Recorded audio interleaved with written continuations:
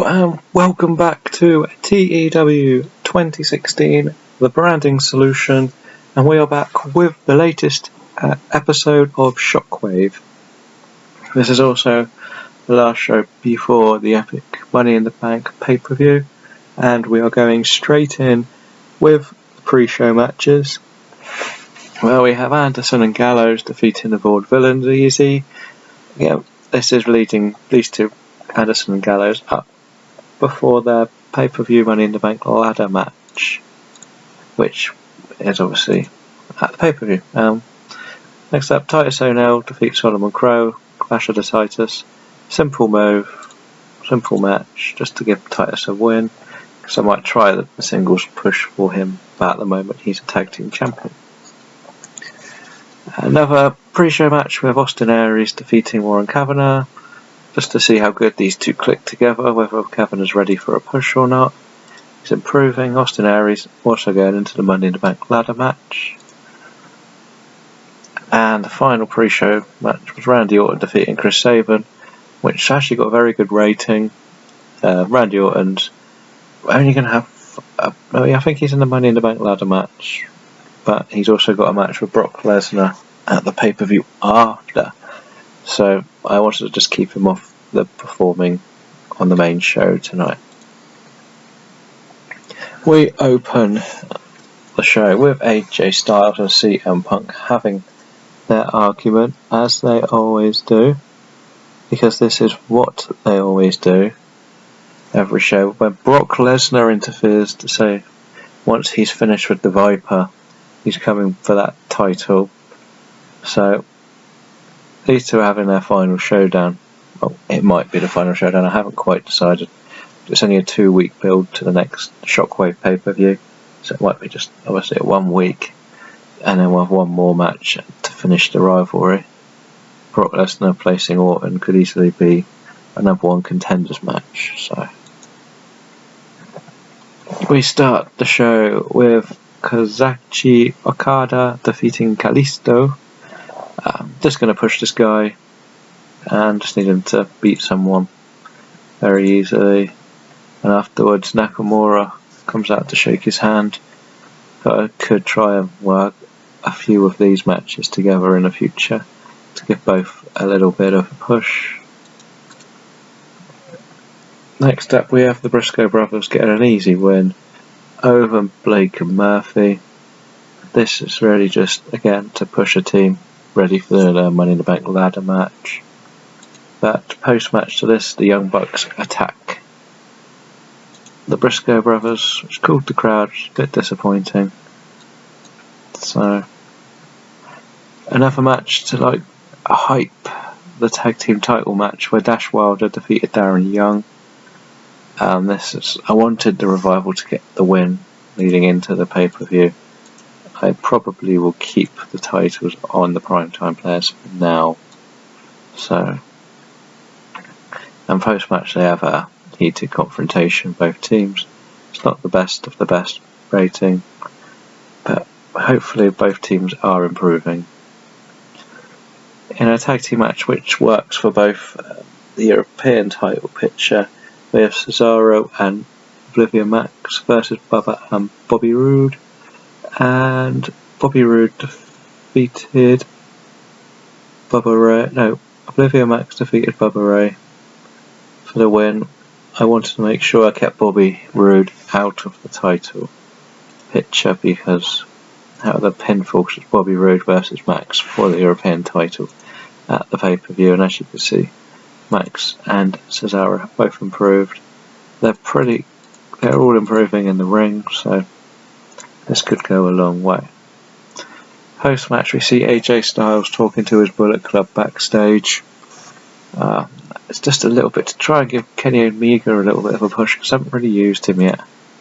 And obviously they're on the pay-per-view, but Omega's very rarely used because he's not big enough, I don't think, for the European title yet on this ratings. I'll just have to save him. And potentially when I make SmackDown the full women's division, there may be an extra title created on both the solo shows. Another Money in the Bank ladder match, sort of teaser match.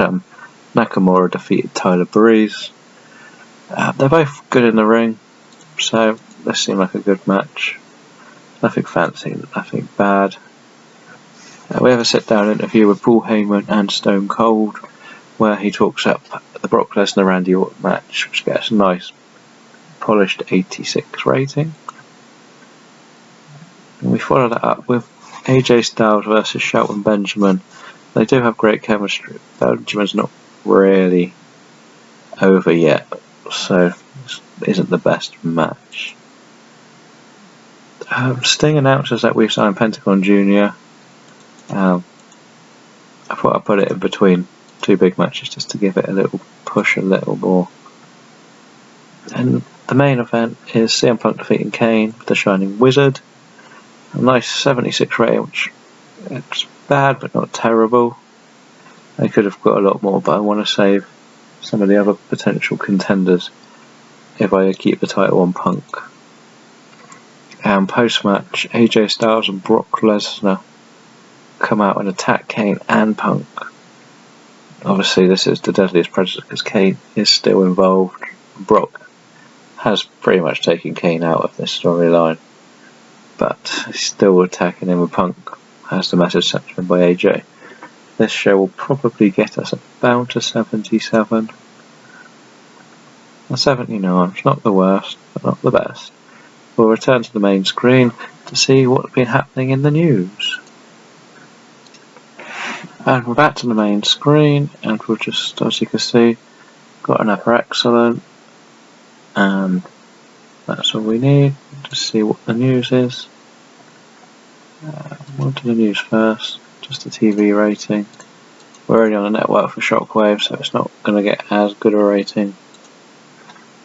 Just re-signing Joey Mercury. Carl Anderson's obviously in a bit of negotiations. And the Shockwave, that could have been better. That's going very well. That's sucking a bit, but I don't really know where to take it. This is struggling. It's getting there, but it's not quite intense enough. This one's helping carry the show. And as you can see, that's 3 with 80 with a B+. Got a B- on one, an A, a B. Another B. It's very good actually.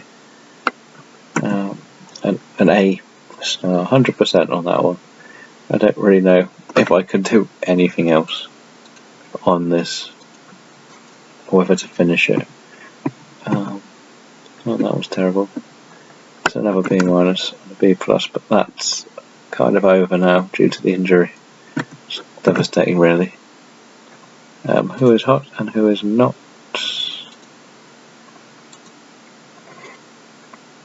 Nobody off Shockwave there, and my usual suspects where nothing's really happening.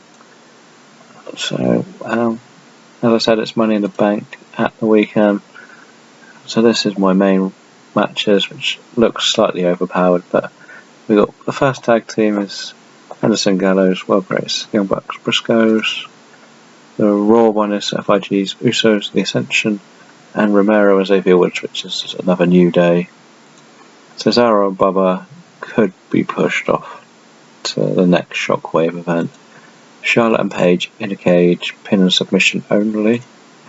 AJ Styles, CM Punk 1-on-1, nothing fancy. Last man standing between these two, Ambrose and Reigns. The Raw Money in the Bank is SmackDown is John Cena, Cody Rhodes, Baron Corbin, Bray Wyatt, Lance Rush and Apollo Crews. The US title is John Morrison Rusev.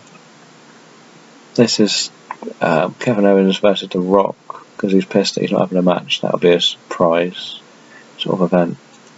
And Kurt Angle, Samoa Joe. That's basically just going to fill in the gap that I've lost from the Chris Jericho momentum. And I want both of them on the card. Joe's been injured, so he should be fit. Or has just come back to fitness.